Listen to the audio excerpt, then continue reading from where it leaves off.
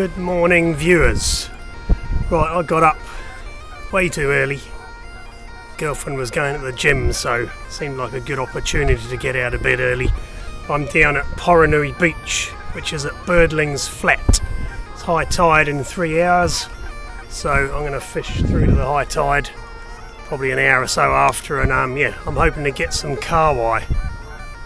Conditions look good. It's supposed to be a 0.3 metre swell and light winds, so yeah, should be able to get the drone up too. Right, I better get over there and get a fishing rod in the water.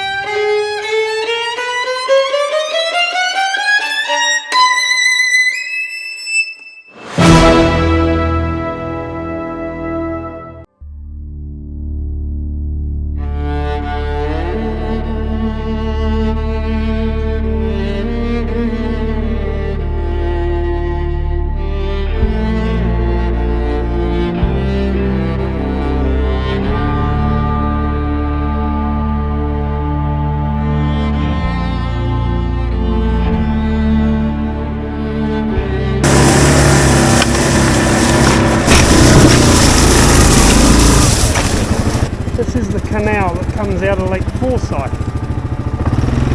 Changed a bit.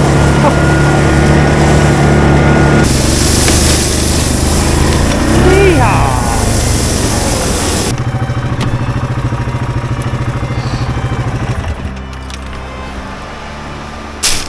This is cracking. I'll buzz the drone around over here.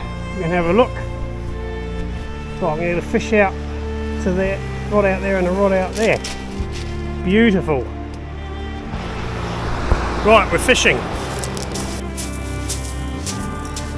So I've done some modifications to the rod. So I've now got 2 legs at the front and 2 at the back. So what I'm going to do is drill a hole through here as well, so I can bolt that on just with a clip. Save wasting tape. Right, I better get the other rod out. I've got squid and crab out on this rod. I don't know how rocky it is over here. I didn't cast it very far, so I'll get a fish bait out on the other one, and I'm hoping to get a kahawai. It's looking quite nice. It's lovely and calm for once.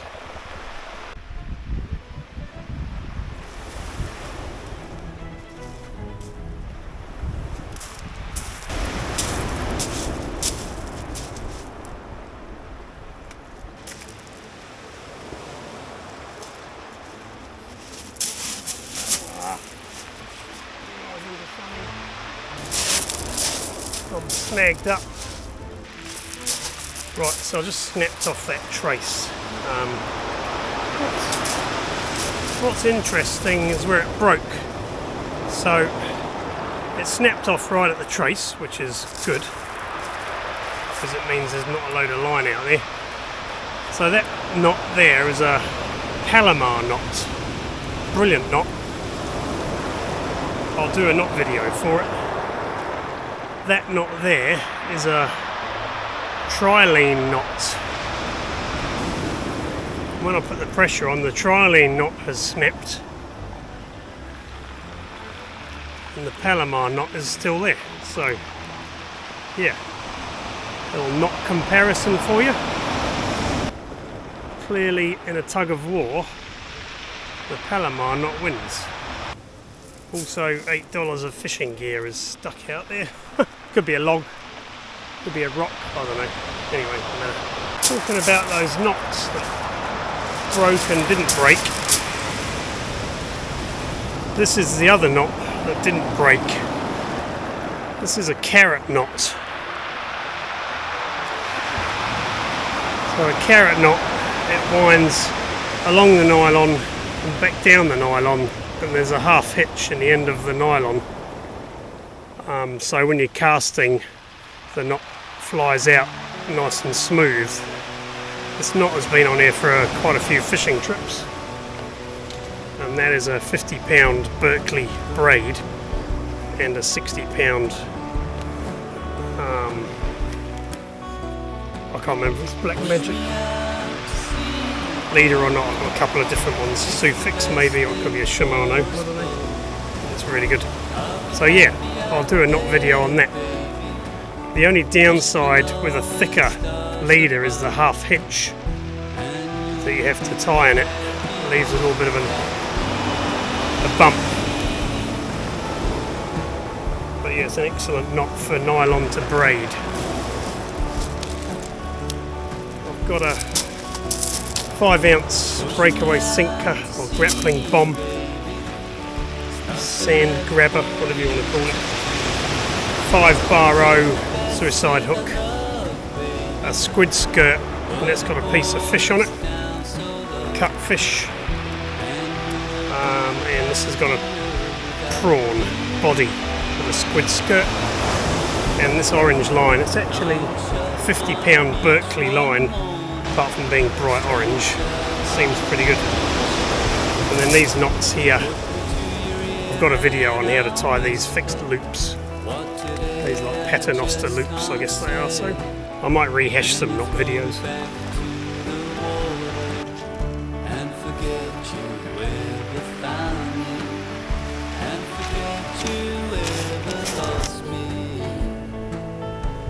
Right, I just snapped off again. So just over there, there's a thing. There's a thing. There's 2 weights, 2 tracers, 4 hooks, some Lumo tube, some beads. Huh. Hello? Hello? What's your name? What's your name? Sit! No. Leave the fish. Are you off? Are you off? Hello, crazy.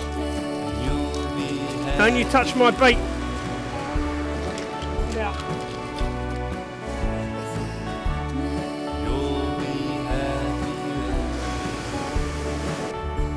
So this is the Daiwa Shorecast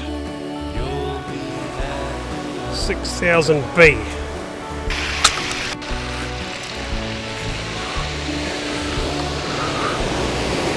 That's what's been pecking at my bait. So I put on these wee hooks. So I put on these little hooks, little trace I had, tied up. And I've got this thing. It's like a giant spotty. Something's grabbed its tail by the look of it. Look at that. Right, I'm going to throw him back. Feel like bloody keeping it. Probably get a nice fillet. He's fat, in beautiful condition. Here we go.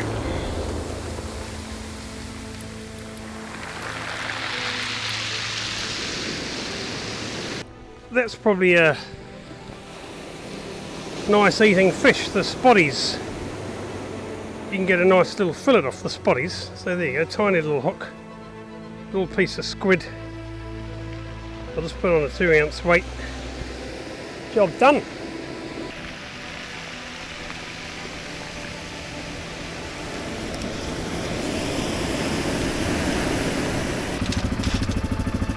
Oh, here's Brutus all loaded up. I don't usually bring the big chili bin, but it seems it's just me, I just threw it on. Got all my camera gear in here. That keeps the weather out, but it's not waterproof. So I need to find a nice waterproof box for the front. So this is a Yamaha Grizzly 700 EPS, which is power steering. It's got loads of power. It's got really good, fully independent suspension. The front rack is rated for 50 kilos. The rear rack is rated for 90 kilos. And I think it can tow 600 or 700 kilos. so I'm going to buy a trailer. I've been trying to find a second-hand one, but I'm probably going to get a plastic one from Top Mat for about $350. So you can get as much gear as you want on it. You get about 100 Ks out of the 18 litre tank. You've got overdrive, engine kill, two-wheel drive, four-wheel drive on the fly, diff lock, and go and stop. It's a superb machine, absolutely superb. I really do love it. I bought mine at the Ashburton A&P show, so it had about $2,500 off full price because it was a display model, so it had like a scuff on the plastic. But then he filled it with fuel and gave me the mud guards to make up for it. Not that I was bothered. These lights, I've got one of them is a spotlight, one of them's a floodlight, and inside here I've got I think a 30 amp hour battery, and I've got two 12 volt plugs here so I can charge off it. So at night these are really handy, so we can set up next to the quad and just shine light as we need it. Really good. Plus I've got another 12 volt plug here, charge on the fly. This compartment, wallet, keys, wallet, anything that I don't want to lose goes straight in there. And then this compartment, I've lost the little rubber bung because it stays shut, but that's a really handy compartment. It's about 10 litres, maybe not quite.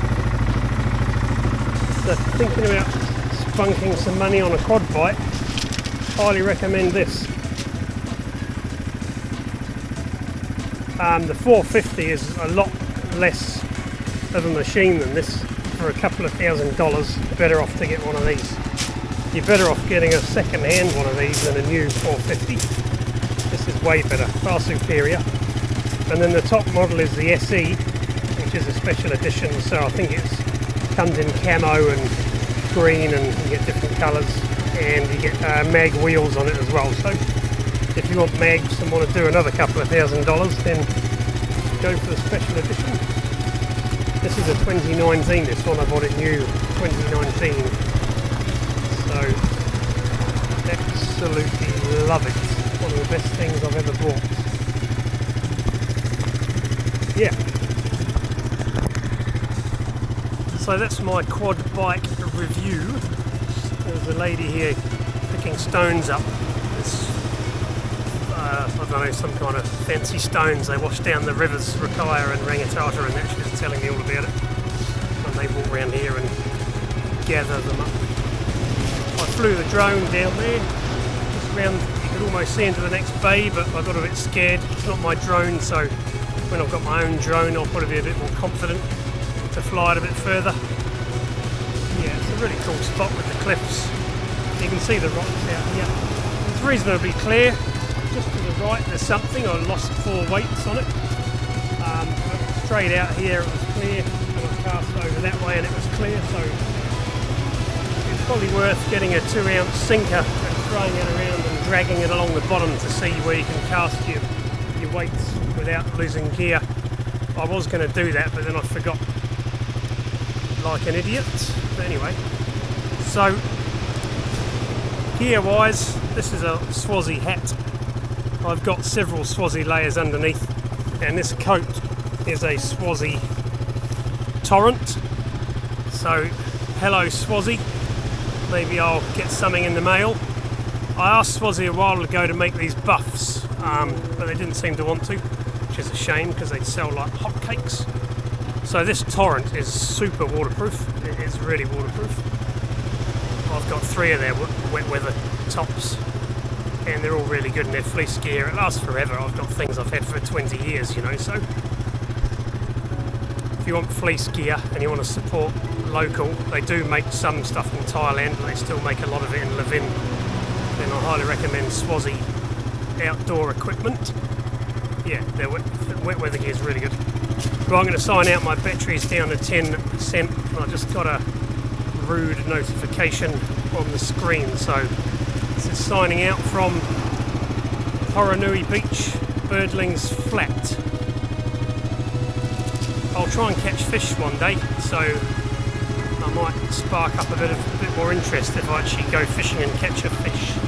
Alright, take it easy, thanks for watching as always. I'm going to head home and clean up all this gear, it's all wet and salty. Cool, see you later, bye.